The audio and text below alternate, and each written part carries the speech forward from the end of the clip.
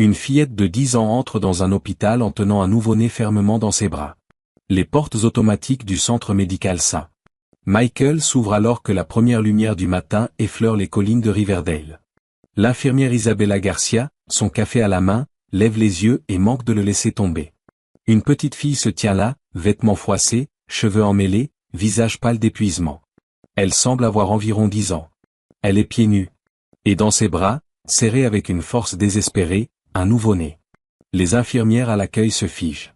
Un médecin ralentit le pas, fronçant les sourcils.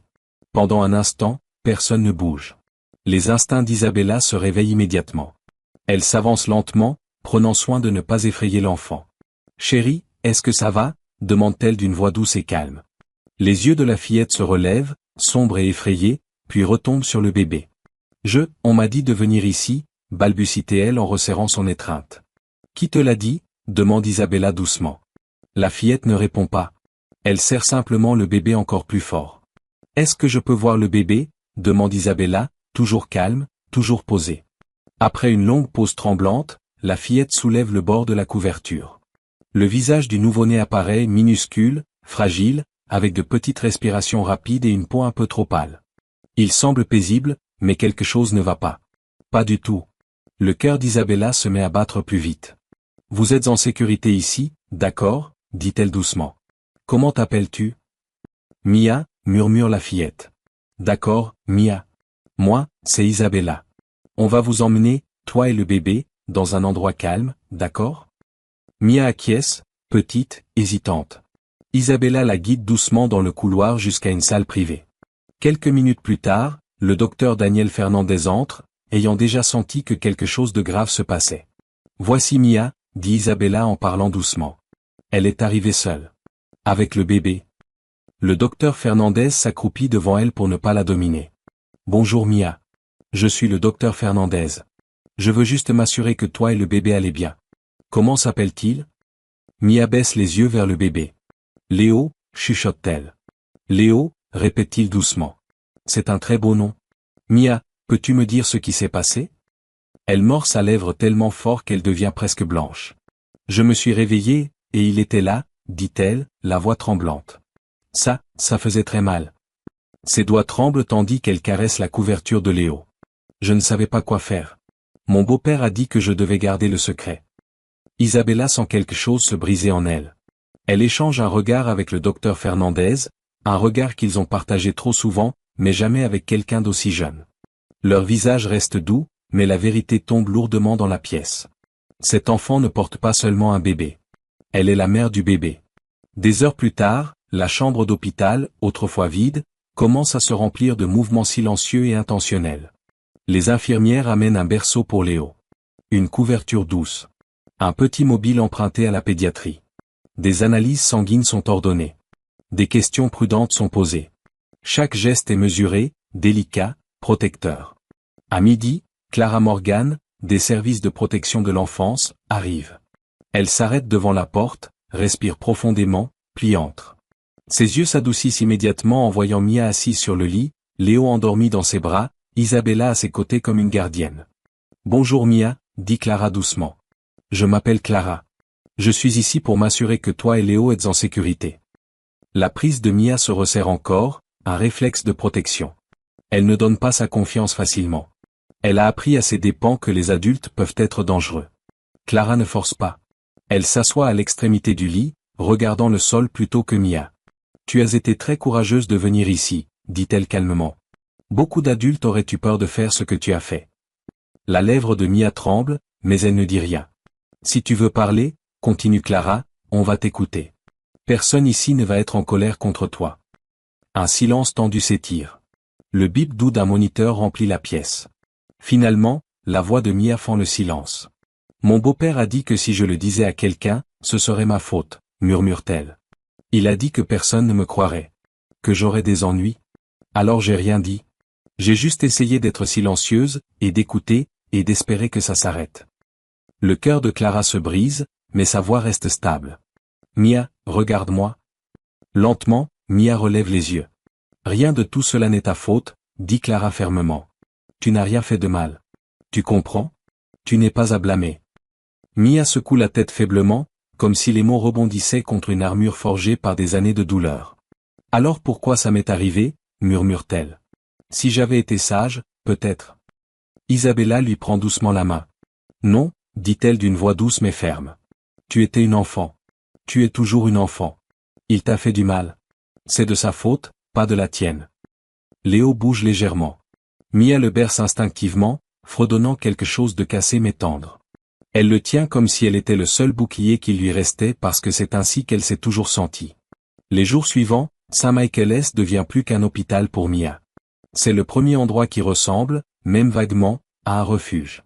Le détective Carlos Sosa vient régulièrement, posant des questions prudentes, toujours en présence de Clara ou d'Isabella. Son travail, rassembler les preuves, construire un dossier, s'assurer que le beau-père de Mia ne l'approche plus jamais. Mais Carlos n'oublie jamais qu'en face de lui, il n'y a pas seulement un témoin. Il y a une enfant. Il confirme ce qu'il craignait. La mère de Mia est introuvable. Son téléphone est éteint. Personne ne sait où elle est. Le beau-père contrôlait tout. Le personnel de l'hôpital se mobilise autour de Mia au-delà de leurs fonctions habituelles. L'infirmière Anna décore sa chambre avec des dessins colorés et des papillons en papier. Une autre infirmière apporte un petit ours en peluche pour Léo. Le docteur Fernandez lui apporte des collations et des jus, essayant de faire revivre une enfance qu'on lui a volée. Un après-midi, l'infirmière Carmen entre avec un petit paquet soigneusement emballé. C'est pour toi, dit-elle avec un sourire chaleureux. Mia l'ouvre prudemment. À l'intérieur, un petit album photo en cuir. Elle l'ouvre et retient son souffle. C'est elle. Tenant Léo. Le nourrissant. Souriante faiblement dans son sommeil tandis qu'il est blotti contre elle. Quelqu'un a discrètement capturé des moments qu'elle ne savait même pas qu'on voyait. Je me suis dit que tu voudrais t'en souvenir, dit Carmen doucement. Tu t'occupes tellement bien de lui. Tu mérites de le voir. Mia effleure une photo du bout des doigts. Je pensais jamais avoir quelque chose comme ça, murmure-t-elle. Quelque chose juste, pour nous deux. Tu es une maman incroyable, Mia, dit Carmen. Ne laisse jamais personne te dire le contraire. Ce soir-là, alors que le ciel devient bleu profond, Isabella sort un petit livre d'histoire de son sac et s'assoit près de son lit. Tu veux entendre une histoire? Demande-t-elle. À propos de quoi? Murmure Mia. Des anges, dit Isabella avec un petit sourire. Comment ils apparaissent quand les gens en ont besoin? Mia hésite, puis hoche la tête. Isabella lit, d'une voix douce, une histoire simple d'ange gardien veillant sur les enfants dans les moments sombres. Au fil du récit, les épaules de Mia se détendent. Ses yeux s'adoucissent. Pour la première fois, elle se permet juste d'écouter. Sans peur. Sans ordre. Sans menace. Tu crois que les anges existent? Demande Mia quand Isabella termine. Oui, répond Isabella. Parfois ils ne brillent pas et n'ont pas d'ailes. Parfois ils ressemblent à des infirmières, des travailleuses sociales, des inconnus bienveillants, ou même à de petites filles qui entrent dans un hôpital avec un nouveau-né parce qu'elles sont assez courageuses pour demander de l'aide. Les joues de Mia rougissent. Un minuscule sourire timide apparaît. Les jours passent. Un matin, le docteur Fernandez arrive avec une nouvelle qui change tout. Mia, dit-il en tirant une chaise, j'ai quelque chose d'important à te dire. Elle se tend immédiatement. Les bonnes nouvelles sont un langage qu'elle ne connaît pas. Ton beau-père a été arrêté, dit-il doucement. Il est en garde à vue. Il ne peut plus te faire de mal, ni à Léo. Mia le fixe, yeux écarquillés, incrédule. Tu veux dire, il est vraiment parti? Oui, acquiesce le docteur Fernandez. Il est parti. Les mots flottent, lourds, irréels. Mia sent quelque chose se desserrer dans sa poitrine, une tension dont elle ignorait l'existence. Ses épaules s'affaissent, comme si un poids était retiré de son petit corps. Mais presque aussitôt, une nouvelle peur surgit.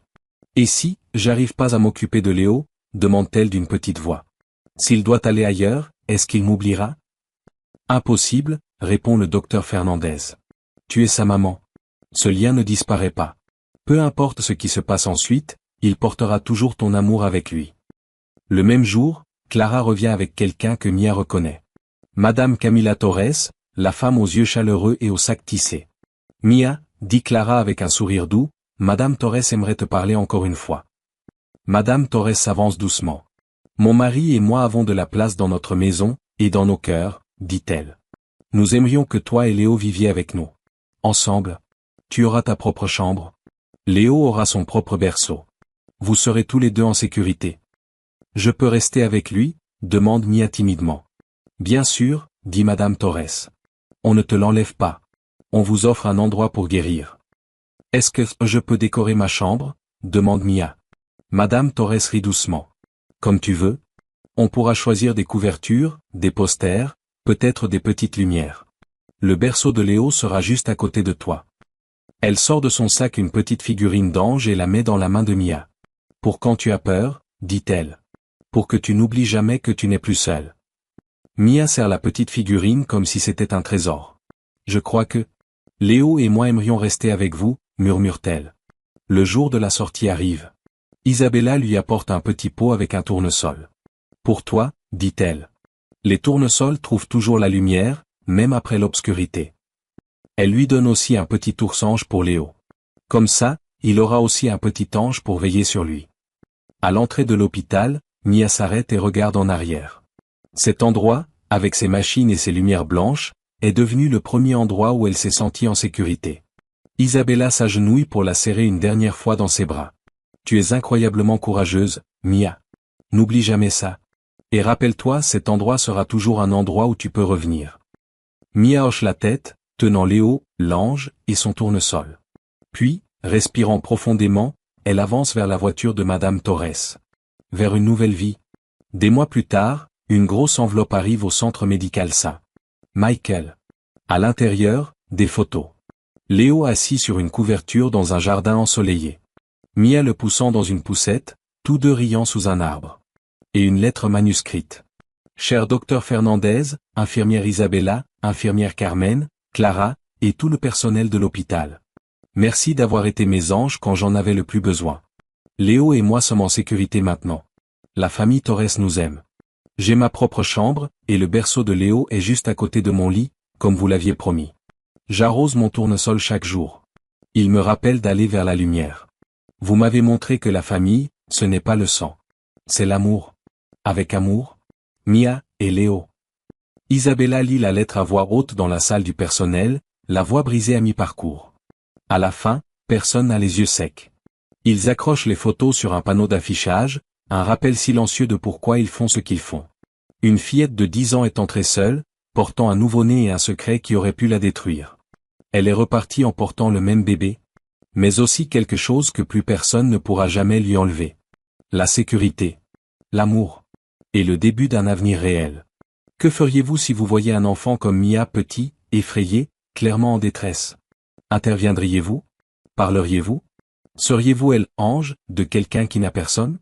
Dites-nous dans les commentaires d'où vous regardez, et ce que vous feriez si vous rencontriez un enfant comme Mia.